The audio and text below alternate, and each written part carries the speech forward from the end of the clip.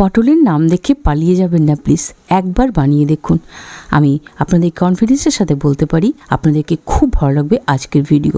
পটল খেতে খেতে যদি মুখ আপনাদের ভোতা হয়ে গিয়ে থাকে, একবার এভাবে বানিয়ে খেয়ে দেখুন। চলুন, পটল নিয়ে নিয়েছি, পটলকে সুন্দর করে ধুয়ে একটুখানি চোকা ছিলেছি, একটুখানি চোকা চিনি মানে একটা করে স্ট্রিপ রেখে দিয়েছি। এরপরে পটলটাকে একটু ম্যারিনেট করে নেব।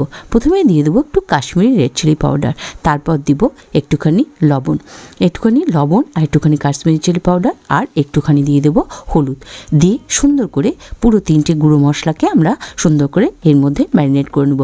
তারপর যাব নেক্সট স্টেপে, সুন্দর করে যাতে সমস্ত কিছু আমাদের পটলের মধ্যে এসে যায়, এতে পটল ভাজাটাও ভালো হবে, পটলের মধ্যে আমাদের স্বাদ যাবে, দারুণ লাগবে খেতে। একবার বিশ্বাস করে এই পটল রেসিপিটা বানিয়ে দেখুন, ভীষণ সিম্পল, ঘরে থাকা জিনিস দিয়ে আপনি বানিয়ে ফেলতে পারবেন।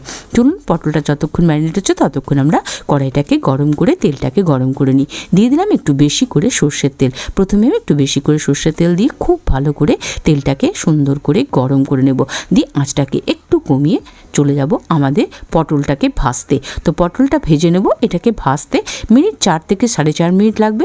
70 to 80% ভেজে আমরা এটাকে নিয়ে নেব।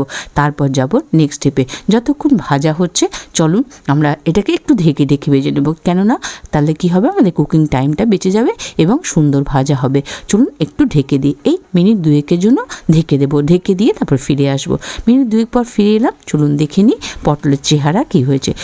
দেখতে পাচ্ছেন সুন্দর ভাজা হচ্ছে, কেননা আমরা একটু কাশ্মীরি রেড চিলি পাউডার দিয়েছি, এতে কালারটা ভীষণ সুন্দর খুলে আসবে। যতক্ষণ পর্যন্ত এরম সুন্দর কালার না হচ্ছে ততক্ষণ কিন্তু আস্তে করে একটু ভেজে নিতে হবে, একটু ধৈর্য নিয়ে ভেজে নেব।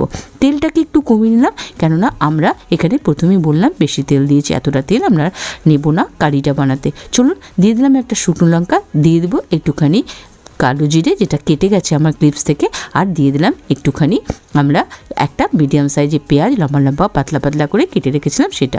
এটা একটু হালকা ভেজে নেব। হ্যাঁ, মাথায় রাখবেন পেঁয়াজ কিন্তু খুব চড়া আছে ভাজবেন না, আর খুব ব্রাউন করে ভাজবেন না, তাহলে একটুখানি চেহারাটা অন্যরকমভাবে স্বাদটা চেঞ্জ হয়ে যাবে।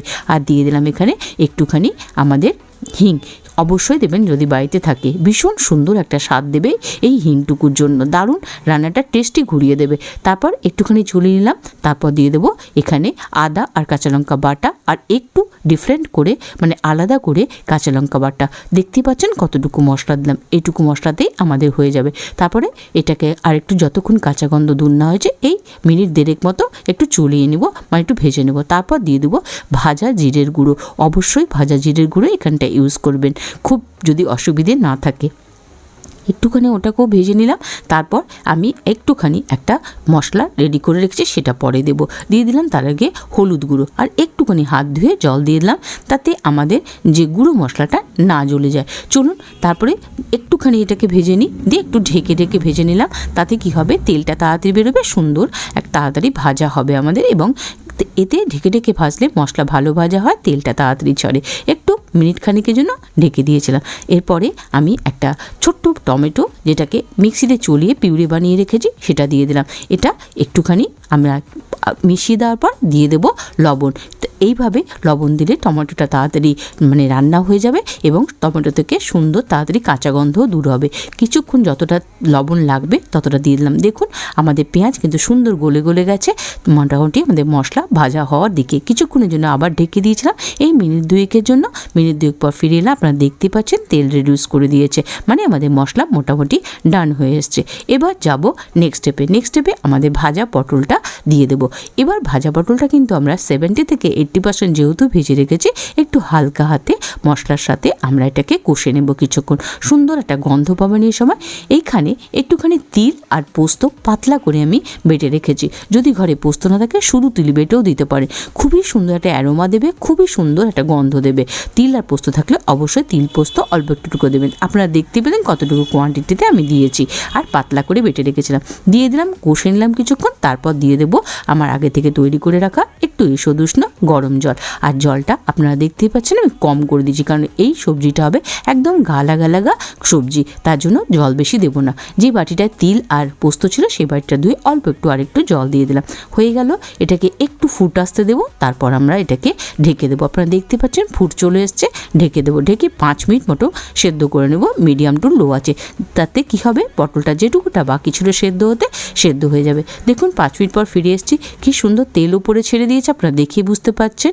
তারপর দিয়ে দেবো ধনে পাতা দিয়ে এটাকে একটু নেড়ে ছেড়ে একটুখানি ফুটিয়ে আমি এটাকে ঢেকে দেবো। এখন আমি গ্যাসটা বন্ধ করে দিয়েছি, ঢাকনা দিয়ে একটুখানি স্ট্যান্ডিং টাইম দিয়ে এটাকে করে দেবো সার্ভ। আপনারা দেখুন কাছ থেকে কি টেম্পটিং লাগছে দেখতে।